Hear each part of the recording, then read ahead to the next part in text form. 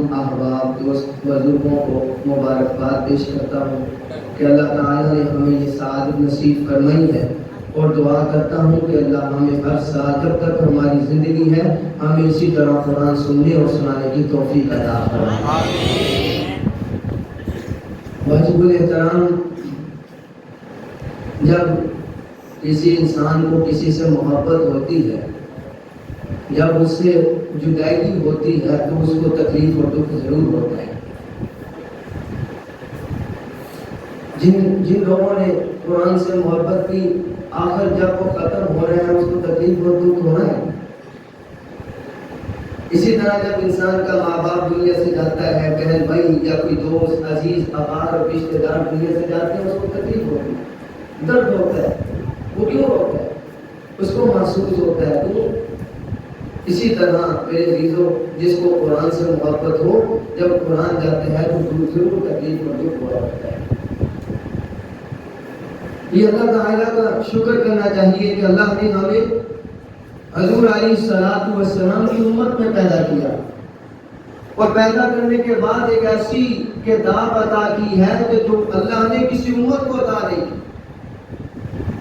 4 آسمانی کتابیں نازل ہوئی، تورات، زبور، انجیل، قرآن مجید۔ تورات آئی، زبور آئی، انجیل آئی۔ آج وہ ویسے نہیں موجود جیسے اللہ نے نازل کی، لیکن قرآن ایک ایسی کتاب ہے جو اللہ نے جیسے نازل کی تھی اور آج 1400 سال کے بعد بھی ویسے کے ویسے بھی موجود ہے۔ نہ اس کا کوئی زبر بدل سکا، نہ کوئی زیر، نہ کوئی پیش، نہ کوئی حرف۔ قرآن جیسے میرے پیغمبر پر نازل ہوا ویسے کے ویسے موجود ہے۔ پوچھنے والا پوچھتا ہے کہ پہلی کتابیں تو بدل گئی، قرآن کیوں نہیں بدلا؟ میں نے کہا قرآن کھول، میرے اللہ نے قرآن میں فرمایا اِنَّا نَحْنُ نَزَّلْنَا الذِّكْرَ وَإِنَّا لَهُ لَحَافِظُونَ، اور یہ کتاب ایسی ہے کہ نازل بھی ہم نے کی ہے اور حفاظت ہم خود نہیں کر رہے ہیں۔ اور حفاظت کیسے ہو رہی ہے؟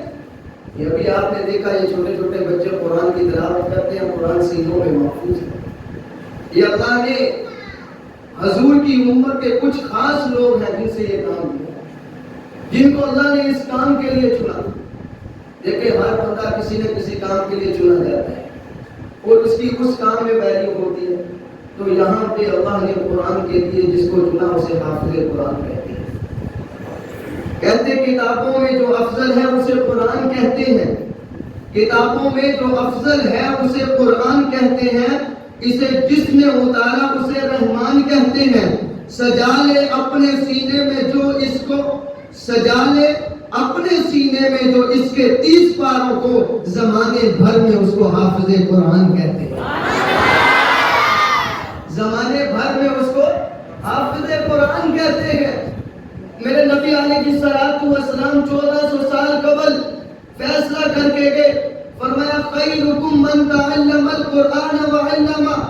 دنیا کے اندر بڑے بڑے لوگ آئیں گے، جب کسی گاڑی والے کو دیکھیں گے، کسی کوٹھی والے کو دیکھیں گے، کہیں گے یار یہ کتنا بہتر انسان ہے۔ کسی انجینئر کو دیکھیں گے، کہیں گے یہ کتنا بہترین انسان ہے۔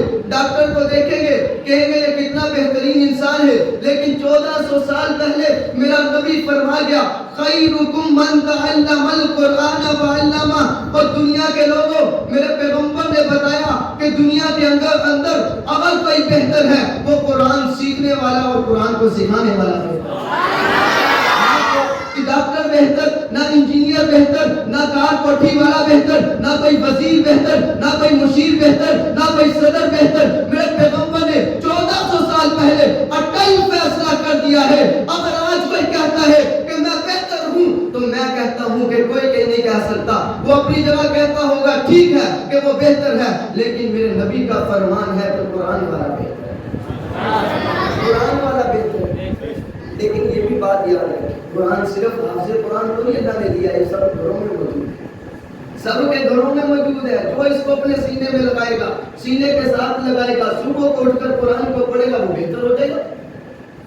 اب ایک بچہ آتا ہے، چھوٹا سا بچہ، نورانی قاعدہ ہاتھ میں ہوتا ہے، وہ لے کر مدرسے میں آتا ہے، آ کر قاری صاحب کے پاس بیٹھتا ہے، قاری صاحب اس کو الف با تا سا پڑھاتے ہیں، بالآخر ایک دن آتا ہے وہ الف لام میم شروع کرتا ہے، سورۃ الناس تک چلے جاتا ہے، پھر ایک دن آتا ہے وہ حافظ قرآن بن جاتا ہے، ایک دن آتا ہے وہ قرآن کو سمجھنے کے لیے علوم کو پڑھتا ہے، 12 سال لگا کر وہ قرآن کا عالم بھی بن جاتا ہے، ناظر قرآن بھی تھا، حافظ قرآن بھی تھا، اب عالم قرآن بھی ہے۔ میں نے کہا ناظر قرآن کا الف با تا شروع کیا ہے، میرے پیغمبر نے کہا خیرکم من تعلم القرآن وعلمہ، وہ بہتر ہے۔ میرے کو جب وہ ناظر قرآن پڑھتا ہے میرے محبوب نے کہا وہ بہتر ہے، جب وہ حافظ قرآن بنتا ہے میرے محبوب نے کہا وہ بہتر ہے، جب وہ عالم قرآن بنتا ہے میرے محبوب نے کہا بہتر ہے، جب وہ استاد بنتا ہے تب بھی میرے محبوب نے کہا قرآن پڑھانے والا بہتر ہے۔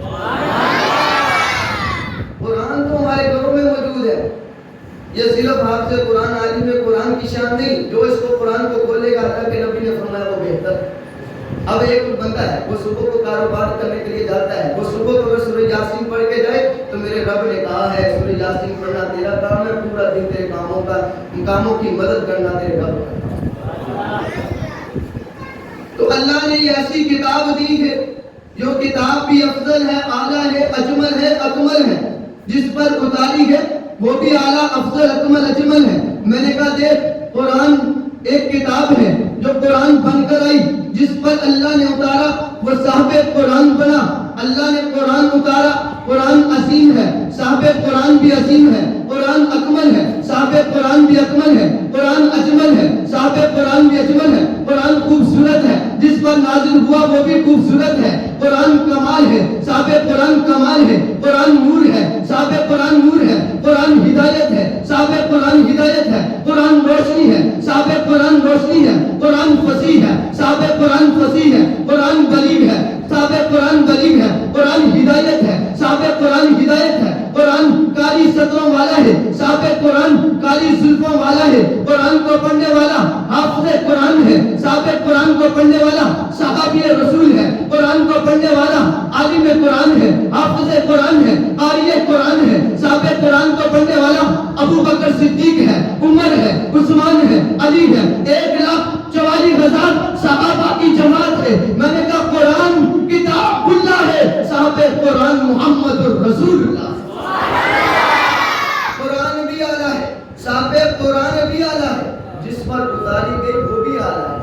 میرے بھائیوں یہ اتنی عظیم کتاب، اتنی کمالوں والی کتاب، آج لوگ بھاگتے ہیں کہ ہمیں ہدایت ملے، لوگ جاتے ہیں ہمیں کوئی شفا ملے، لوگ جاتے ہیں ہمیں کوئی برکت ملے، لوگ چاہتے ہیں ہمیں کوئی رحمت کا سبب ملے۔ میں نے کہا بھائی تیرے گھر میں قرآن پڑھا ہے، میرے اللہ کے نبی علیہ السلام کے زمانے میں اللہ کے نبی کے صحابہ، آپ قرآن کو طریق کو اٹھائیے، آپ سیرت کو پڑھیے، آپ صحابہ کے واقعات کو پڑھیے۔ صحابہ میں سے حضرت طفیل بن عمر دوسی رحمت رضی اللہ تعالیٰ عنہ فرماتے ہیں میں ایک دن جب مکہ سے مدینہ میں آیا ہوں، مدینہ کی گلیوں میں آیا، جب میں آتا ہوں آ کر لوگوں سے پوچھتا ہوں، مجھے پتا چلا ہے کہ آپ کے علاقے کے اندر ایک شخص آیا ہے جس نے نبوت کا دعویٰ کیا ہے، جو کہتا ہے اللہ نے مجھے نبوت کا تاج پہنا دیا ہے، کیا واقعتاً ایسا ہے؟ لوگوں نے کہا، جو بڑے بڑے سردار تھے انہوں نے کہا واقعتاً ایک ایسا شخص ہے جو لوگوں کو نعوذ باللہ گمراہ کر رہا ہے، لوگوں کو دین کے راستے سے، لوگوں کو جناب گھروں میں لڑائیاں ڈال رہا ہے۔ اس نے کہا اچھا چلو میں جاتا ہوں، جا کر دیکھوں تو صحیح کون ہے۔ وہ جناب جب مسجد کے سامنے آتا ہے، مسجد کے سامنے آ کر کھڑا ہوا، وہ صحابی رسول فرماتے ہیں جب میں مسجد کے سامنے آ کر کھڑا ہوا تو حضور علیہ الصلوۃ والسلام قرآن پڑھ رہے ہیں۔ میں نے کہا ایک قاری ہے جو قرآن پڑھتا ہے، ایک میں ہوں جو قرآن پڑھتا ہوں، ایک طالب علم ہے جو قرآن پڑھتا ہے، ایک استاد ہے جو قرآن پڑھتا ہے، ایک جناب حرم پاک کا امام ہے جو قرآن پڑھتا ہے، ایک مسجد نبوی کا امام ہے جو قرآن پڑھتا ہے۔ اور لوگوں محمد مصطفیٰ نے جب قرآن پڑھا ہوگا تو طفیل بن عمر دوسی نے قرآن سنا ہوگا، کیا اس کا دل نہیں بدلا ہوگا؟ اس نے کہا میں نے قرآن سنا ہے، میرے آنکھوں کے اندر آنسو آئے ہیں، میں نے قرآن سنا ہے، ایسی آواز آئی ہے کہ میرے دل کو بدل کے رکھ دیا ہے۔ میں اندر چلا گیا، میں پیغمبر مصطفیٰ کے پاس گیا، میں نے کہا یا رسول اللہ میری یہ داستان ہے، میں وہاں سے چلا یہاں آیا ہوں، میں نے لوگوں سے پوچھا پوچھا، لوگوں نے طرح طرح کی آپ کے خلاف باتیں کی ہیں، آپ بتائیے تو صحیح آپ کون ہیں؟ میرے پیغمبر نے قرآن کھولا ہے، قرآن کو پڑھنا شروع کر دیا ہے تو فیل بن عمر دوسی فرماتے ہیں خدا کی قسم جب میں نے قرآن کو سنا میں نے کہا محمد مصطفیٰ اب بغیر کلمے کے واپس نہیں جاؤں گا، ہاتھ کیجئے۔ میرے پیغمبر نے ہاتھ کیا ہے، اب تو فیل بن عمر دوسی نے کلمہ پڑھا اور مسلمان ہو گیا۔ یہ قرآن ہدایت کا ذریعہ ہے، یہ قرآن ہدایت کا سبب ہے۔ لوگ پوچھتے کیسے؟ میں نے کہا صحابہ کی تاریخ پڑھو، صحابہ اکرام نے تو قرآن سن کے مسلمان ہوئے۔ اسی طرح بڑے بڑے صحابہ اکرام کے ایسے واقعات ہیں کہ صحابہ اکرام حضرت ابو ذر غفاری رضی اللہ تعالیٰ عنہ فرماتے ہیں میں نے قرآن کو سنا میں مسلمان ہو گیا۔ اسی طرح حضرت عثمان بن مظعون رضی اللہ تعالیٰ عنہ فرماتے ہیں میں نے قرآن کی ایک آیت سنی ان اللہ یأمر بالعدل والاحسان، میں نے قرآن کو سنا میں فوراً مسلمان ہو گیا۔ اسی طرح حضرت خالد العدوانی رضی اللہ تعالیٰ عنہ فرماتے ہیں جب میں نے یہ قرآن کی آیت سنی والسماء والطارق وما ادراک ما الطارق، ادھر میں نے پیغمبر سے قرآن کی یہ آیت سنی ہے، ادھر میرا دل اللہ نے بدل دیا ہے۔ میرے بھائیوں لوگ کہتے ہیں ہمارے دل نہیں بدلتے، میں نے کہا بھائی قرآن تو پڑھو، قرآن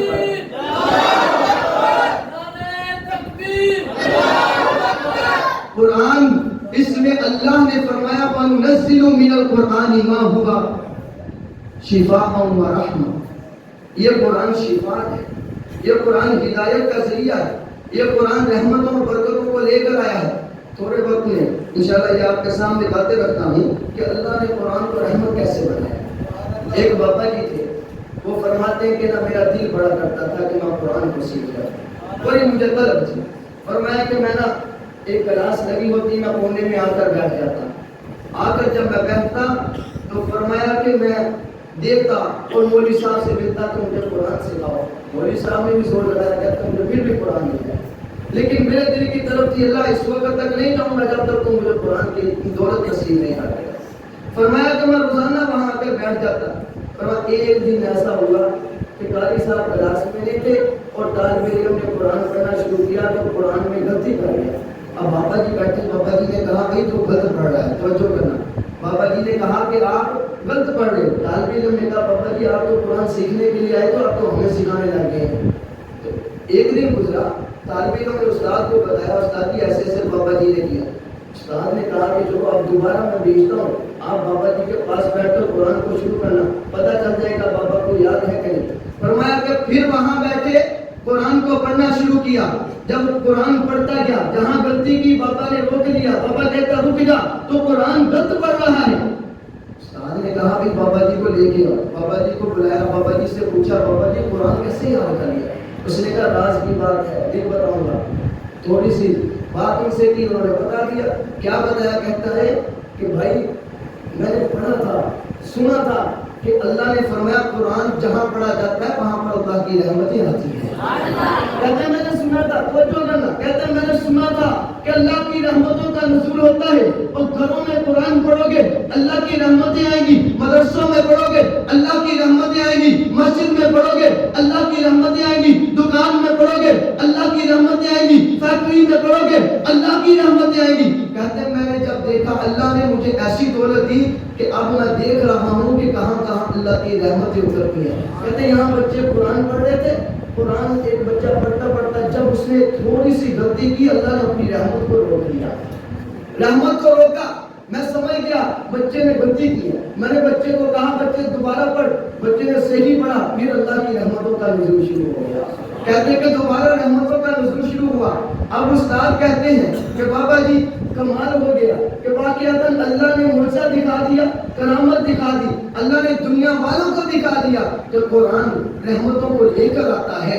میرے بھائی یہ تو بابا جی کی بات تھی، آؤ ہم صحابی رسول کے پاس چلتے ہیں۔ اللہ کے نبی علیہ السلام کے ایک صحابی تھے، اپنے گھر میں قرآن پڑھ رہے ہیں، ادھر گھوڑا باندھا ہوا ہے، ساتھ بچہ سویا ہوا ہے۔ فرمایا کہ میں قرآن پڑھ رہا تھا، نماز میں قرآن کو شروع کر دیا، قرآن پڑھتا جا رہا ہوں، پڑھتا جا رہا ہوں کہ اللہ تعالیٰ کے فرشتے آ گئے، اللہ کے فرشتوں کا نزول ہو گیا۔ فرمایا کہ رحمت کا سائبان جو ہے وہ نیچے کو آیا تو میرا گھوڑا جو ہے وہ بھٹکنے لگا، جس کی وجہ سے مجھے خوف ہوا کہ میرے بچے کو ٹانگ نہ مار دے۔ میں نے جلدی جلدی نماز ختم کی اور قرآن پڑھنا چھوڑ دیا۔ وہ دوبارہ صاحبان کو دیکھتا رہا کہ جب دیکھا تو صاحبان چلا گیا۔ صبح کو حضور کے دربار میں آئے، آ کر کہا یا رسول اللہ رات جمعہ چلا ہوا ہے۔ حضور علیہ السلام نے فرمایا صحابی رسول اگر آپ قرآن پڑھتے رہتے تو اللہ کی رحمتوں کا نزول ہوتا رہتا۔ خدا کی قسم اگر آپ صبح تک قرآن پڑھتے تو صبح کو ساری دنیا تیرے گھر میں اللہ کی رحمتوں کو دیکھتی۔ میرے بھائیوں، قرآن رحمت ہے، قرآن شفا ہے، قرآن برکت والا ہے۔ ہم نے قرآن کو چھوڑا، ہم نے دو چیزوں کو چھوڑا تو ہم رسوا ہوئے، ایک حضور کی سنت کو چھوڑا، ایک قرآن کو چھوڑا۔ میں بتایا کرتا ہوں کہ انگریز نے اپنے پیٹھو بھیجے، کچھ بندے بھیجے کہ جاؤ سرچ کر کے آؤ دنیا کے اندر مسلمان کیوں باقی ہے، مسلمان کے اندر ایمان کب تک باقی، مسلمان کے ساتھ ہم کب تک جنگ نہیں کر سکتے۔ انہوں نے کہا ہم نے سرچ کی، سرچ کرنے کے بعد ہم نے جا کر بتایا مسلمانوں کے پاس دو چیزیں ہیں، اگر ان سے وہ دو چیزیں چھین لی جائیں تو مسلمان کبھی کسی سے لڑائی نہیں کر سکتا۔ وہ کیا تھی؟ ایک قرآن تھا اور ایک حضور کی سنت تھی۔ آج ہم نے قرآن کو بھی چھوڑ دیا، آج ہم نے حضور کی سنت کو چھوڑ دیا۔ خدا کی قسم اور کسی کو پتا وہ کہتا ہے یار مولوی کی بات ہے، مولوی لگے رہنے دو، ہماری زندگی ہے، ہماری مرضی، ہم جو چاہے کریں۔ میرے بھائی قرآن برکت لے کر آیا ہے۔ حضور علیہ السلام کے ایک صحابی وہ فرماتے ہیں کہ ہم ایک جگہ پہ ٹھہرے، وہاں پہ ٹھہرے،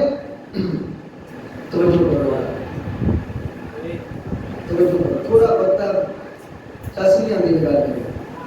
حضور علیہ السلام کے صحابی فرماتے ہیں کہ بھائی میں ایک جگہ پہ ہمارا لشکر ٹھہرا، وہاں پہ جو قافلہ ٹھہرا ایک وہاں پہ چودھری تھا، اس کو بتایا گیا کہ یار یہاں پہ ایک مہمان لوگ آئے ہیں، ان کو کھانا یا کچھ دے دو۔ انہوں نے کہا ہم نے کوئی مدد نہیں کرنی، یہ تو مسلمان ہے۔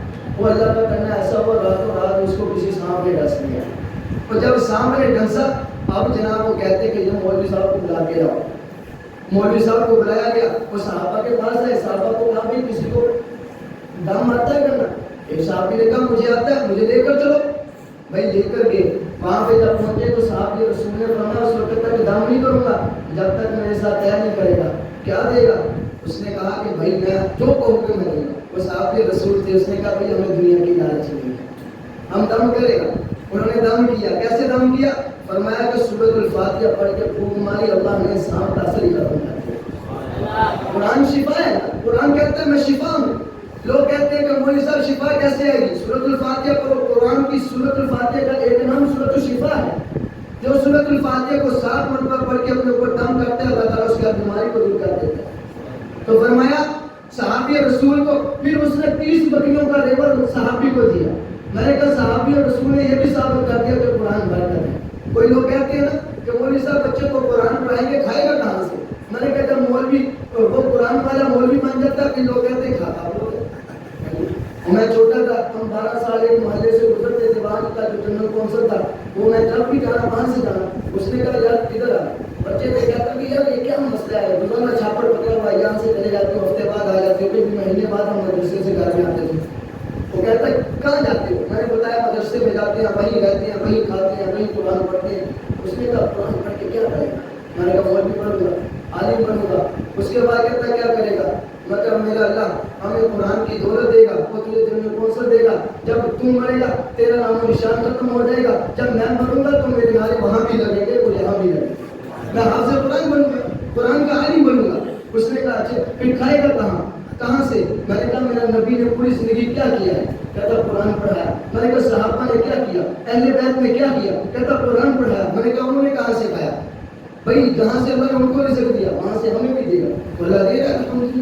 اس لیے میرے بھائیوں قرآن والے بنو، اپنے بچوں کو قرآن والا بناؤ۔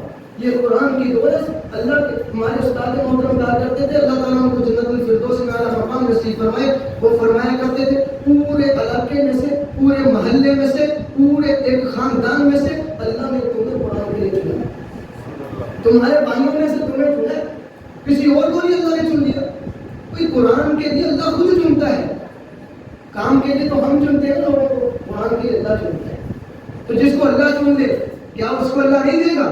اس کو اللہ دے گا۔ وہ فرمایا کہ جس رستے سے حافظ قرآن گزر گئے قبرستان کے قریب سے، جہاں سے حافظ قرآن گزرتا ہے، فرمایا حافظ قرآن کے پاؤں کی برکت سے اللہ تعالیٰ اس قبرستان کا عذاب دور کرتے تھے۔ وہ بھائی کیا تم نے ہوگا کہ حافظ قرآن کوئی معمولی، وہ ان کی بڑی قدر ہے، ہمارے نزدیک نہیں ہے، کوئی مسئلہ نہیں، اللہ کے نزدیک بہت ہے۔ کیسے؟ ایک حدیث ہے، فرمایا کہ دنیا کے اندر کسی وزیر اعظم نے گزرنا ہو تو جناب سارے ہر چیز کو روک دیا جاتا ہے کہ بھئی یہاں سے کسی نے گزرنا ہے، بڑے نے گزرنا ہے، لیکن جب حافظ قرآن حدیث کے اندر آتا ہے، حافظ قرآن پڑھنے کے لیے اپنے گھر سے نکلتا ہے، مدرسے کی طرف آتا ہے، اللہ تعالیٰ ساری مخلوق کو روک دیتے ہیں، فرمایا کہ رک جاؤ، اور دریا کے اندر جو مچھلیاں ہوتی ہیں ان کو فرماتے ہیں اس حافظ قرآن کے لیے دعا شروع کر دو، اور فرشتوں کو بھیجتے ہیں، فرمایا کہ اپنے پر اس حافظ قرآن کے پاؤں کے نیچے بچھا۔ بھائی حدیث سنا، اتنی بڑی اللہ نے ان کو عظمت دی ہے، اتنی بڑی دولت ہے قرآن ہمارے پاس۔ میرے بھائیوں، حضور علیہ السلام نے فرمایا جس کا بچہ نازلہ قرآن پڑھ لے، نازلہ قرآن، جس دن اس کا قرآن ختم ہوتا ہے اللہ تعالیٰ اس کے والدین کے گناہوں کو معاف کر دیتا ہے۔ جس کا بچہ حافظ قرآن بن جائے، اللہ کے نبی نے فرمایا کل قیامت کا دن ہوگا جب سورج سوا نیزے پہ آ جائے گا، آسمان ٹوٹ جائے گا، ستارے ٹوٹ جائیں گے، چاند بے نور ہو جائے گا، ستارے ٹوٹ جائیں گے، چاند بے نور ہو جائے گا، پہاڑ جو ہے ہواؤں میں اڑا دیے جائیں گے، اس دن کوئی کسی کے کام نہیں آئے گا، وَأُمِّهِ وَأَبِيهِ وَصَاحِبَتِهِ وَبَنِيهِ، نہ ماں کام آئے گی، نہ بہن کام آئے گی، نہ ماں کام آئے گی، نہ اس دن وہ عورت کام آئے گی جو انسان کے ساتھ ہر وقت رہتی ہے، نہ اولاد کام آئے گی جس کے لیے وہ ہمیشہ کماتا رہا۔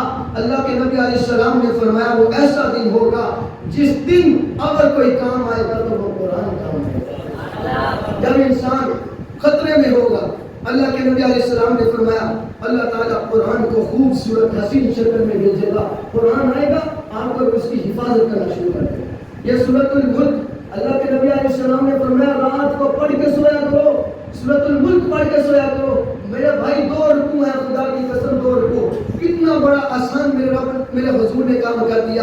فرمایا یہ سورۃ الملک جو پڑھ کے سوتا ہے جب وہ قبرستان کے اندر قبر والے اس کو اتار کر واپس چلے جاتے ہیں، میرے بھائی سارے واپس آ جائیں گے، نہ اس دن باپ وہاں ٹھہرے گا، نہ اولاد ٹھہرے گی، نہ ماں ٹھہرے گی، نہ بیوی ٹھہرے گی، نہ دوست ٹھہریں گے، اور جن کو پوری زندگی تم نے دے دی وہ نہیں ٹھہریں گے، تم اکیلے قبر میں ہوگے۔ میرے نبی نے فرمایا ہے اندھیرا ہو جائے گا، ایک مرتبہ تم ڈر جاؤ گے، فوراً جب فرشتے آئیں گے ادھر سے اللہ کی یہ سورت جسے سورۃ الملک کہا جاتا ہے خوبصورت حسین شکل کے اندر آ کر اس کے سرہانے قریب ہو جائے گی، فرشتہ سوال کرے گا تو مجھے سورت اس کو جواب دے گی۔ جب وہ فرشتے پاؤں کی طرف آئیں گے تو وہ کیا کہے گی؟ سورت پاؤں کی طرف آ جائے گی۔ حضور علیہ السلام نے فرمایا سورت پاؤں کی طرف آ جائے گی، اور جب سورت پاؤں کی طرف آئے گی تو حضور علیہ السلام نے فرمایا کہ وہاں پر اس کو جواب دے گی، لیکن پھر کیا ہوگا؟ قرآن کہے گا اللہ یا اس شخص کو بخش دے جس نے اپنی رات میرے لیے لگائی، جس نے اپنا دن میرے لیے لگایا، جو ہمیشہ باوضو رہا، جس نے باوضو ہو کر مجھے چنا ہے، اے اللہ جس نے مجھے آنکھوں سے لگایا، جس نے مجھے سینوں سے لگایا، اللہ جس نے مجھے ہاتھوں میں پکڑا، جس نے نماز میں پڑھا، جس نے بغیر نماز پڑھا، اے اللہ جو بازاروں میں چلتا تھا لیکن مجھے نہیں چھوڑتا تھا، اللہ آج میں اس کو کیسے چھوڑ دوں؟ یا مجھے اپنے قرآن سے نکال دے یا اس کو آج بخش کے لائے۔ اسی قرآن کے ہے، میرے نبی کا فرمان ہے، کسی کی کہانی داستان نہیں سنا رہا۔ اور میرے بھائیوں یہ قرآن ایک بہت بڑی دولت ہے، قرآن ایک بہت بڑی دولت ہے، آج ہمارے گھروں میں بند پڑا ہوا ہے، ہمیں پکار رہا ہے، اور یہ قرآن برکت ہے، قرآن رحمت ہے۔ رحمت کیسے؟ ایک بابا جی تھے، ان کا انتقال ہوا، اور ایک بابا جی جنہوں نے قبر میں اتارا تو ان کا پرس یا کوئی کارڈ تھا وہ اندر رہ گیا۔ انہوں نے کہا بھائی یہ کارڈ کے بغیر تو میری آگے زندگی نہیں چل سکتی، لہٰذا مجھے کارڈ نکال کے دو۔ جناب وہاں سے قبر سے مٹی کو سائڈ پہ کیا گیا، جب مٹی سائڈ پہ کی گئی تو فرمایا تو کیا دیکھتا ہے پوری کی پوری قبر گلاب کے پھولوں سے بھری ہوئی۔ وہ بابا جی اپنا کارڈ بول گئے، اس نے کہا بھائی آؤ چلے گھر میں، چلے گئے، بھاگے گئے ان کے گھر، کہا کہ یہ کیا کرتا تھا، عمل کیا تھا؟ اس کی بیوی نے کہا یہ 45 سال ہو گئے میرے نکاح میں آئے ہوئے، اس نے 45 سال میں نہ یہ لکھنا جانتا تھا، نہ یہ پڑھنا جانتا تھا، نہ انگریزی جانتا تھا، کچھ نہیں جانتا تھا، لیکن صبح کو نماز پڑھ کے گھر میں آتا تھا، آ کر اللہ کا قرآن کھولتا تھا اور کہتا تھا اللہ تو نے یہ بھی سچ کہا، اللہ تو نے یہ بھی سچ کہا، اللہ پسند آئی, اللہ نے پوری قبر کو گلاب کے پھولوں سے بھر دیا. میں نے کہا قرآن رحمت ہے, قرآن برکت ہے, اپنے گھروں میں قرآن کو پڑھو. فرمایا کہ آج لوگ آتے ہیں ہمارے گھر میں جنات آ گئے, ہمارے گھر میں جناب فلاں فلاں ہو گیا.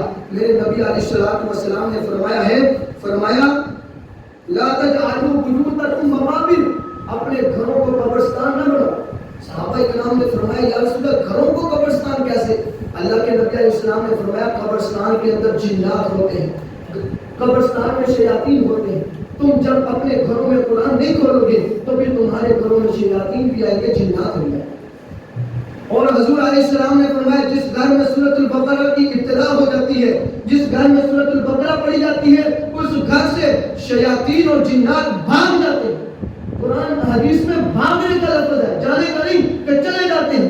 فرمایا بھاگ جاتے ہیں. تو اسی لیے علماء فرماتے ہیں مکان نیا مکان خریدو, وہاں پہ سورۃ البقرہ کی ابتدا کر دو. دکان خریدو, وہاں سورۃ البقرہ کی ابتدا کر دو. کسی کی شادی ہونی ہے, وہاں سورۃ البقرہ کی ابتدا کر دو. یہاں تک فرمایا کہ اگر بچی کو یہاں سے گھر سے بھیجنے لگے ہو, سورۃ البقرہ کی ابتدا کر کے بھیجو, 2-3 آیات پڑھو. اور جب وہ آگے چلے جائے اس کو کہو کہ وہاں گھر میں جا کر سورۃ البقرہ کی ابتدا کر دینا, چاہے 2 ہفتوں میں جا کر ختم ہو کوئی بات نہیں, لیکن ابتدا کر دے. تو میرے بھائیو آج یہ جو امت بیٹھی ہوئی ہے, آج یہ جو نوجوان طبقہ بیٹھا ہوا ہے, کیا کل قیامت کے دن اپنے والدین کو پکڑ کر نہیں جھنجھوڑے گا, اے میرے باپ تو نے ڈاکٹری تو سکھائی, اے میرے باپ تو نے کام تو سکھایا, اے میرے باپ تو نے انجینئر کے کورس تو سکھائے ہیں, اے میرے باپ تو نے مجھے کون سا علم تھا, کون سی ڈگری تھی, کون سا نظام تھا جو تو نے مجھے نہیں دیا, البتہ تو نے قرآن نہیں دیا. اے میرے باپ تو نے مجھے قرآن سے کیوں محروم رکھا ہے؟ کل قیامت کے دن یہی اولاد ہوگی جس کے لیے تم اتنا کچھ کرتے ہو, خدا کی قسم تمہیں جھنجھوڑ کے رکھ دے گی. لیکن دوسری طرف وہ اولاد ہوگی جو گھر میں در سے چلتی ہے, اللہ کا قرآن پڑھتی ہے. میرے پیغمبر نے فرمایا ہے کل قیامت کا دن ہوگا جب اس کے والدین آئیں گے, میرا پیغمبر فرماتا ہے کہ یہاں سے حافظ قرآن کو کہا جائے گا اے حافظ قرآن, قرآن شروع کر دے. وہ الف لام میم ذالک الکتاب لا ریب فیہ شروع کرے گا, والناس تک چلے جائے گا. اس کے والدین کو درجات پر چڑھاتے چلے جائیں گے. جب وہ والدین بیٹھ جائیں گے, اللہ کے نبی نے فرمایا پھر اللہ تعالیٰ اس کے والدین کو سونے کا تاج پہنائیں گے. وہ ایسا تاج ہوئے گا جس کی روشنی سورج کی روشنی سے بھی تیز ہوگی. وہ سارے کے سارے بیٹھے ہوں گے, حافظ قرآن کے والدین بیٹھے ہوں گے. جہاں سے امت کا حساب شروع ہوگا وہ امت کہے گی یہ کون لوگ ہیں, یہ کسی کے جناب یہ نبی تو نہیں, یہ صحابہ تو نہیں, یہ پہلے امتوں کے کوئی انسان تو نہیں. میرا اللہ فرمائے گا اور لوگوں یہ نہ کوئی نبی ہے, یہ نہ کوئی صحابی ہے, بلکہ یہ وہ لوگ ہیں جنہوں نے دنیا میں اپنے بچوں کو قرآن کا حافظ بنایا. قرآن کا حافظ یہ والدین کو تاج مل رہا ہے. اور جب والدین کو اتنا بڑا نظام مل رہا ہے, انعام مل رہا ہے, اعزاز مل رہا ہے, اور قرآن کے حافظ کو کیا احساس ملے گا؟ میرے استاد محترم بتایا کرتے تھے کہ حافظ قرآن کو ایک مثال دیا کرتے تھے. ایک بابا جی تھے, بابا جی وہ جناب مدرسے میں آتے, کھانا لے آتے, جس طرح آج بھی کوئی آ جاتا ہے کہتا ہے کہ ہم نے بچوں کو کچھ کھلانا ہے تو کوئی چیز دے کر چلے جاتے. تو جناب وہ کچھ دن آتے رہے, دیتے رہے, روٹی دیتی رہے. ایک دن بچے نا میدان میں کھیل رہے تھے, بچہ ہوتا ہے, کہتا ہے یار وہ دیکھ ہمارا گدھا جا رہا ہے.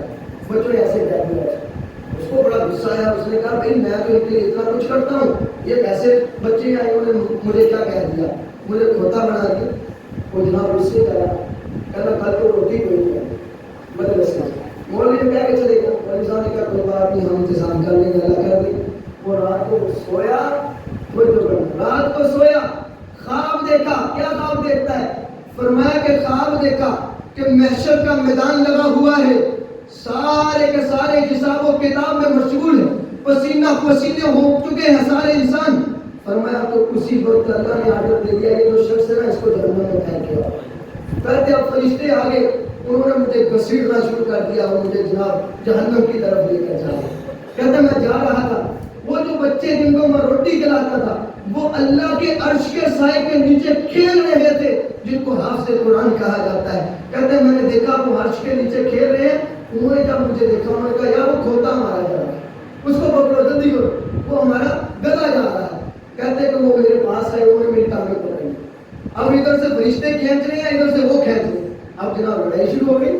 اب انہوں نے فرشتوں نے کہا اللہ ہم بس کی کرنا. اللہ نے کہا بھائی گل ہے کہ یہ جتنا یہ کہتے ہیں انہوں نے وہ کہتے ہیں کہ جہاں پہ وہ اللہ انہوں نے مجھے چھوڑ دیا یہاں سے قرآن کہہ کر مجھے اپنی طرف لے آئے. جب میں وہاں پہنچا تو اللہ تعالیٰ میں آنکھ کھول گئی. جب میری آنکھ کھلی میں فوراً مدرسے میں آیا. میں نے کہا بھائی آپ مجھے گدھا کو ہو جا جو مرضی کو عمر میں گاڑی کو پکی بیٹھی.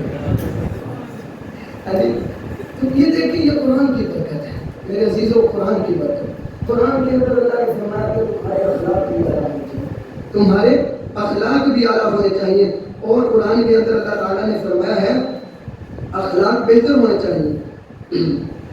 آج ہمارے اخلاق کیسے کیسے ہیں؟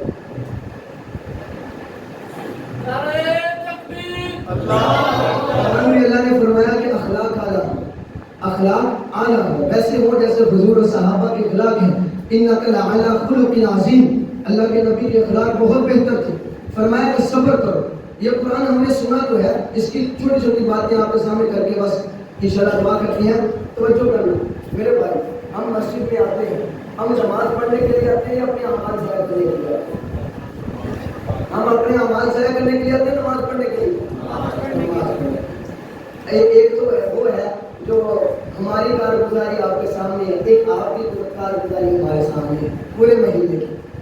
یعنی بزرگوں نے پتا کی کارگزاری. تو میرے بھائیوں, مسجد کے اندر ہم آتے ہیں, ومن اظلم ممن منع مساجد اللہ ان یذکر فیہا اسمہ وسعى فی خرابها اولئک ما کان لهم ان يدخلوها الا خائفین.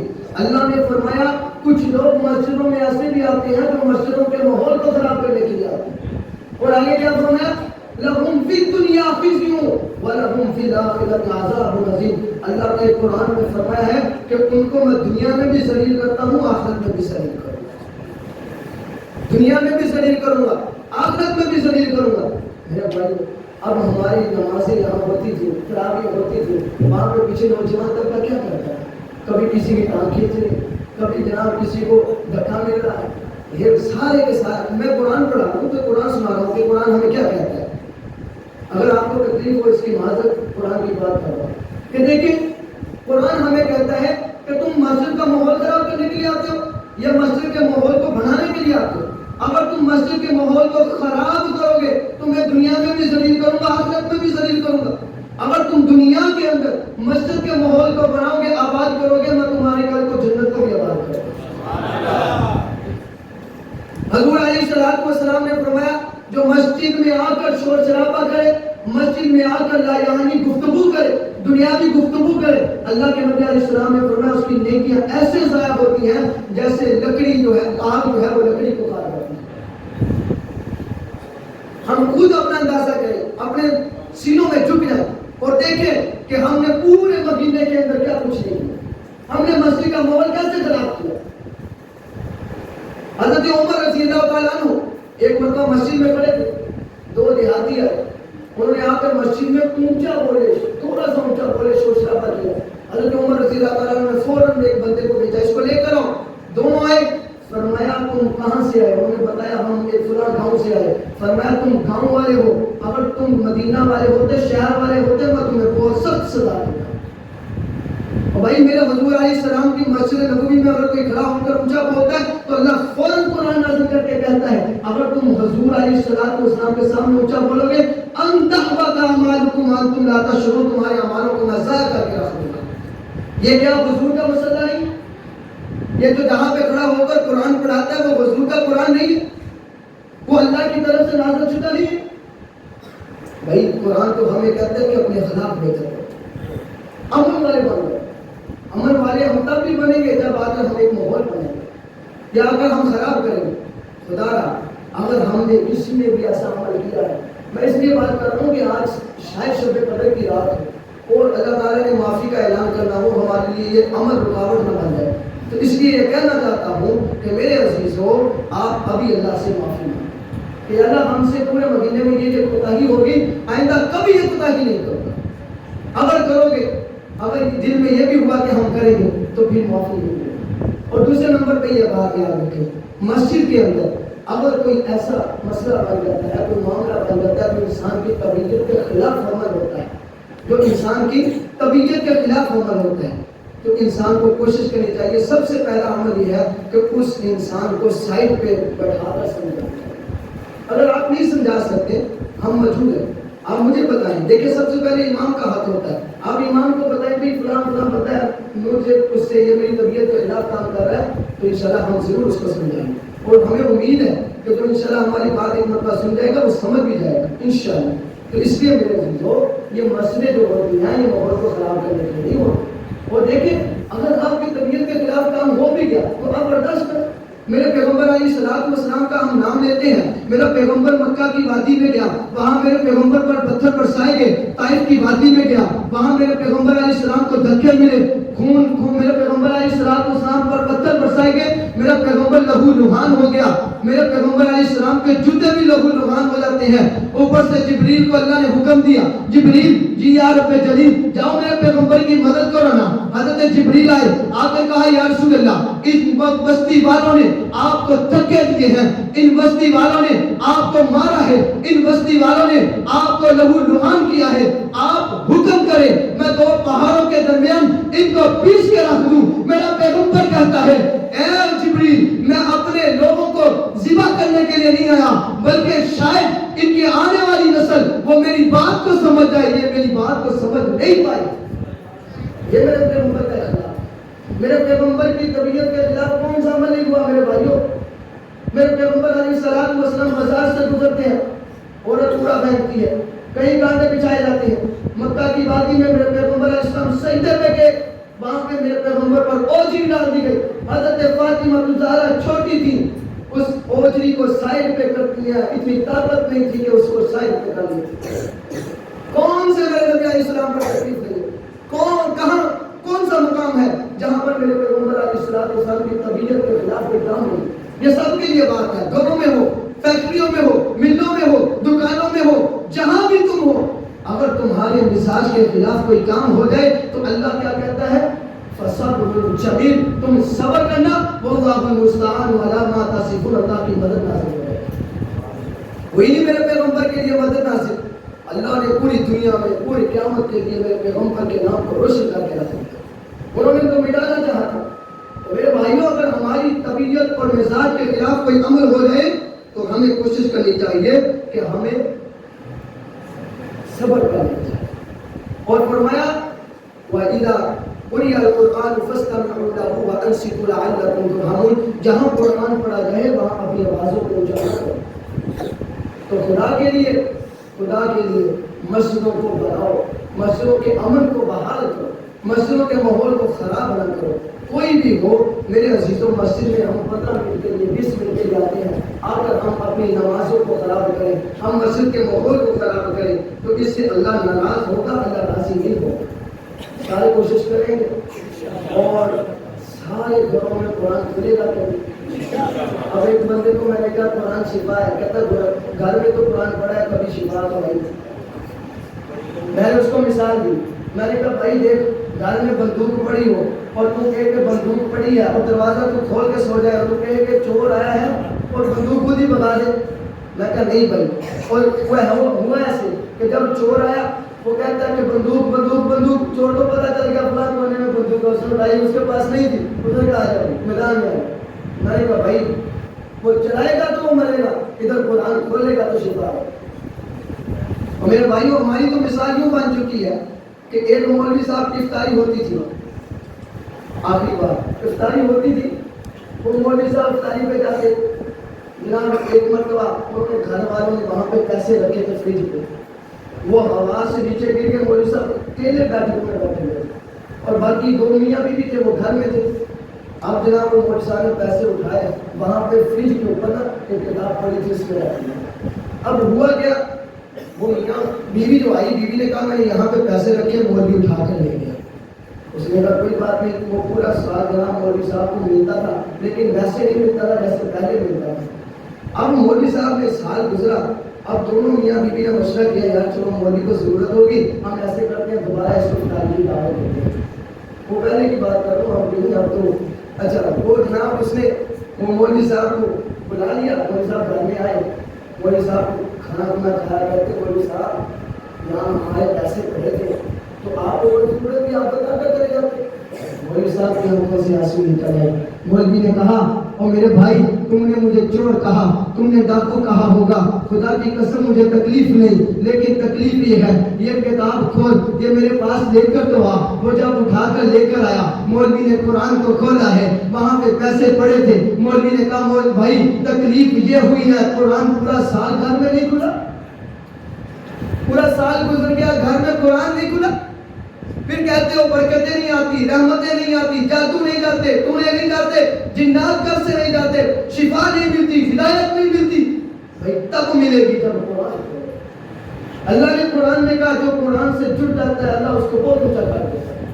جو قرآن سے نہیں جڑتا اللہ نے فرمایا میں اس کو دنیا میں بھی رسوا کرتا ہوں, آخرت میں بھی رسوا کرتا ہوں. اب کتنے نوجوان بیٹھے ہوئے جن کو قرآن نہیں آتا, وہ کب یاد کرو. صحابہ اکرام نے کیا بچپن میں یاد کیا. صحابہ اکرام کی عمر کسی کی 40 سال, کسی کی 45 سال, کسی کی 30 سال, کسی کی 20 سال تھی جب انہوں نے قرآن شروع کیا. اور حضور نے خود حضور پر قرآن کب نازل ہوا, 40 سال کی عمر کے بعد. یہاں سے پتا چلا حضور نے خود 40 سال کے بعد قرآن کو یاد کیا. تو شرمانا نہیں چاہیے, اس قرآن سیکھنے میں, دین سیکھنے میں شرم نہیں کرنی چاہیے. تو میرے بھائیوں اگر قرآن یہ پورا دن ٹائم آپ دکان کو تو دے سکتے ہو, کاروبار کو تو دے سکتے ہو, اس کو نہیں دے سکتے تو آپ کے آگے اصل زندگی کے لیے کرنا ہے. کب دو جب آنکھیں بند ہو جائیں گی پھر وقت نہیں ہوگا. پھر یا لیتنی کنت ترابا, اللہ فرماتے پھر کاش کہے گا لیکن ہم مٹی میں ملا کے رکھ لیں گے. ایسے ایسے حافظ قرآن کی ہمارے پاس ویڈیو موجود ہیں. لوگ دیکھتے ہیں کہ اللہ کو قرآن سینوں میں لے کر جب قبر میں جاتا ہے تو اللہ تعالیٰ ان کے کفن کو میلا نہیں ہونے دیتا. اپنے بچوں کو قرآن کا حافظ بنا کر بھیجو. اللہ کے نبی نے فرمایا جو قرآن کا حافظ ایک ایک آیت پڑھتا ہے جتنا ثواب اس پڑھنے والے کو ملتا ہے اتنا ہی والدین کو بھی ملتا ہے. تو کتنی بڑی نعمت ہے میرے عزیزوں. خدا کے لیے قرآن کو سیکھ لو, قرآن کو سیکھ لو. والدین کا جنازہ پڑھاؤ, جنازہ نہ آئے تو کتنی بڑی غیرت کی بات ہے. اور اسی طرح ہمیں کوئی کہہ دے نماز پڑھانے کا, نوجوان ہے مسلمان ہے نماز نہیں پڑھ سکتے ہیں, کیسا امتی ہے, کیسا مسلمان ہے. کل قیامت کے دن میرا پیغمبر کیا کہے گا, یہ میرا امتی قرآن کے اندر ان قوم اتخذوا ھذا القرآن مہجورا. اللہ کے نبی کل قیامت کے دن کہیں گے اللہ میری قوم میرے قرآن کو چھوڑ چکی تھی.